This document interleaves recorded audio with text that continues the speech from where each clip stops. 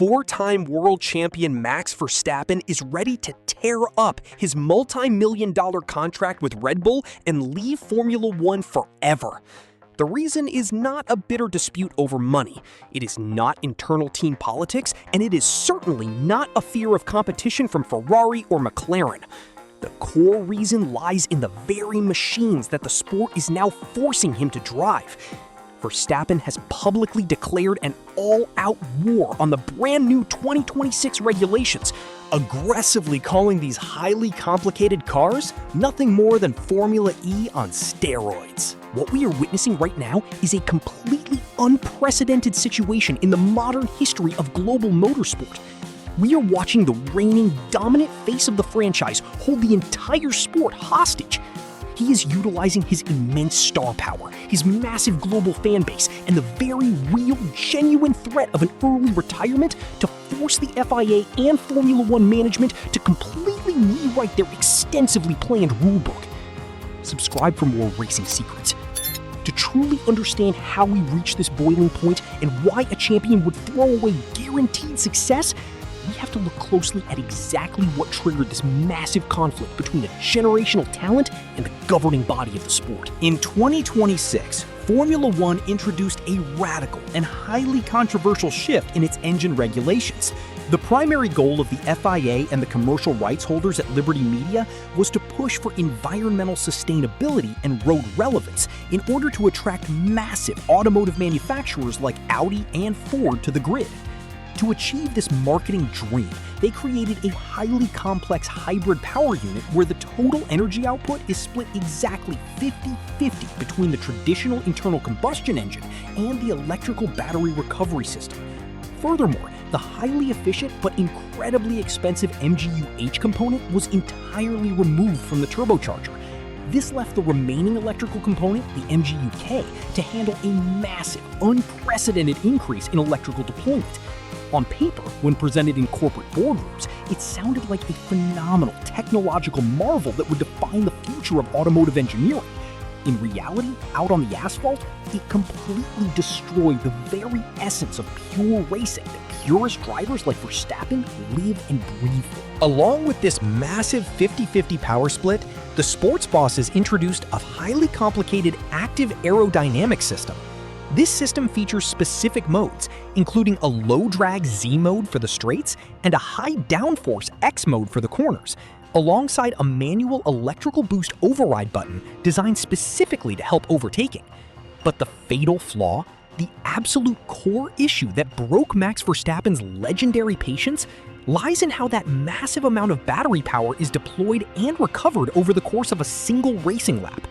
Because the electrical system is now suddenly responsible for half of the car's total horsepower, the battery drains incredibly fast on long, demanding straights, like those you see at Monza, Spa-Francorchamps, or the Las Vegas Strip. To compensate for this massive, sudden loss of electrical power, drivers are being forced by their engineers to adopt a highly unnatural driving style that goes against every single racing instinct they have developed since their earliest days in go-karting. They have to aggressively lift and coast. This means the drivers must completely lift their foot off the throttle pedal hundreds of meters before the actual braking zone. They are rolling entirely on momentum, just to allow the kinetic energy recovery system to regenerate enough battery power for the next straight. Max Verstappen built his entire legendary reputation and his multiple world championships on being an absolute ruthless predator under braking. He was trained by his father Jos to always find the absolute limit of grip in the wet, to brake later than anyone else alive, and to force the car into the apex through sheer mechanical manipulation. His signature, terrifying move, the late dive down the inside of a rival, relies entirely on pushing the car to the absolute mathematical limit of mechanical grip at the very last fraction of a second. The 2026 regulations have essentially outlawed his natural driving style by design. Instead of wrestling a terrifying aerodynamic beast around a racing circuit, he is now being forced to manage a rolling spreadsheet. He's being asked to drive like an energy accountant, obsessively monitoring battery reserves, deployment modes, and temperature gauges on his steering wheel dash instead of racing aggressively wheel to wheel on the absolute limit of adhesion. For a racing purist like Max, driving these hyper-complex hybrid cars became instantly boring, sterile, and intensely psychologically draining. He famously stated that sim racing at home in his living room offered more realistic and challenging vehicle dynamics than the premier tier of real-world motorsport. This was not just a passing comment, it was a devastating critique of the sport's entire technical philosophy. This underlying frustration quickly boiled over into a very real, very public ultimatum. Verstappen did not just complain to his race engineer, Gianpiero Lambiase, over the encrypted team radio. He took a metaphorical sledgehammer to the FIA in front of the assembled global media. Subscribe to follow the drama. He explicitly stated during official FIA press conferences that it is psychologically impossible for him to find any genuine joy or satisfaction in racing under these artificial energy management conditions. He made it crystal clear to anyone listening that he would rather leave Formula One entirely while still at the absolute peak of his physical abilities than spend his weekends managing battery life. Max has never hidden his deep, burning passion for GT3 machinery and endurance racing. He has openly discussed building his own professional GT racing team, Verstappen.com Racing, and competing in the legendary 24 Hours of Le Mans alongside his friends from Team Redline.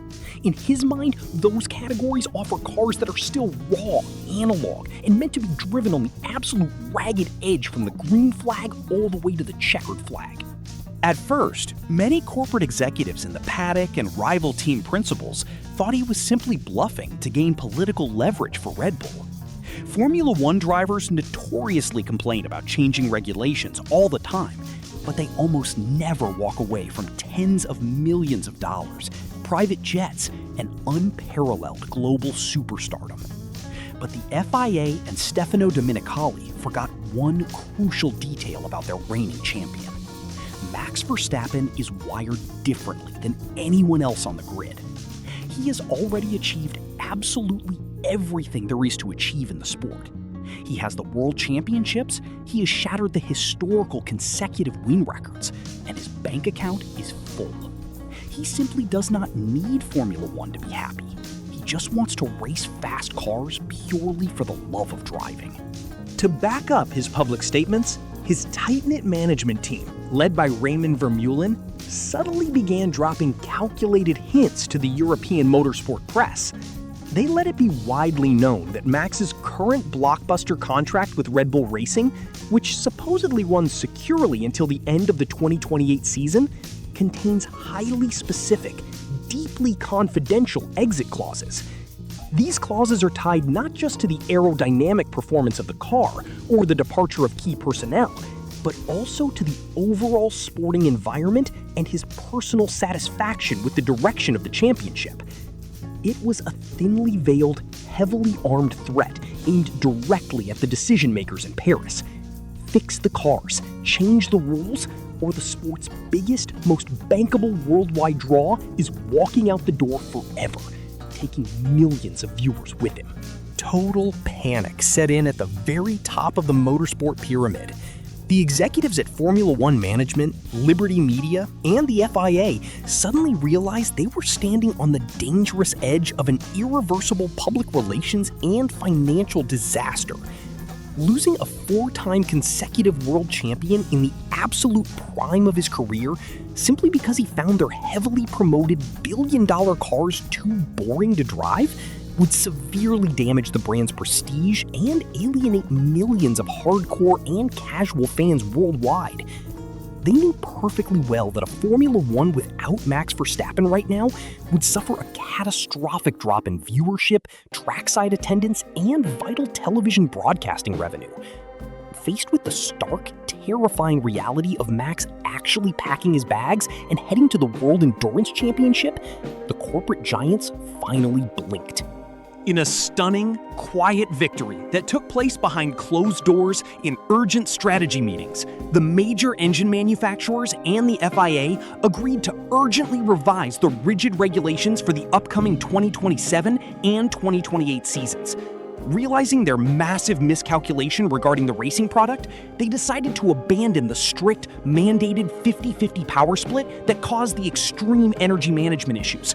Instead, they promised to shift the balance of power back in favor of the traditional internal combustion engine, moving toward a much more driver-friendly 60-40 ratio.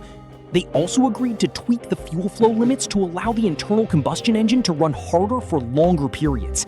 This mechanical change theoretically allows the drivers to actually push the cars through the corners and deep into the braking zones, without having to constantly worry about draining the electrical deployment system before the end of the straight.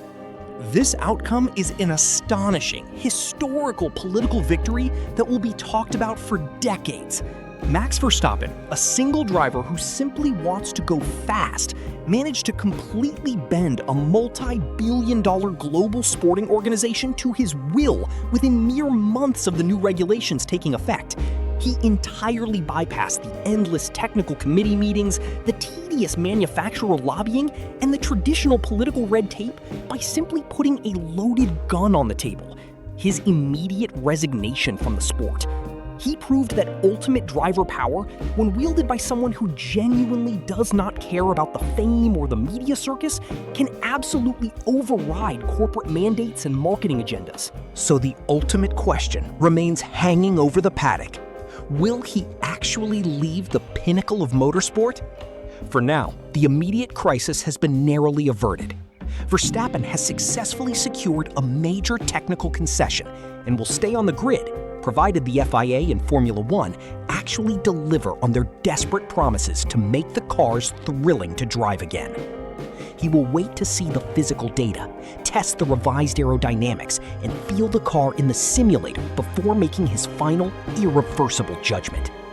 But the brutal message he sent to the entire motorsport world is permanent. He showed everyone that he holds the ultimate leverage over the sport. If the FIA ever tries to dilute the purity of racing again, if they ever prioritize hybrid corporate marketing over the raw thrill of motorsport, he will not hesitate for a single second to pack his bags and walk away without ever looking back. Because for Max Verstappen, the pure, unadulterated thrill of the race will always mean infinitely more than the crown, the money, or the politics. Subscribe and share your thoughts.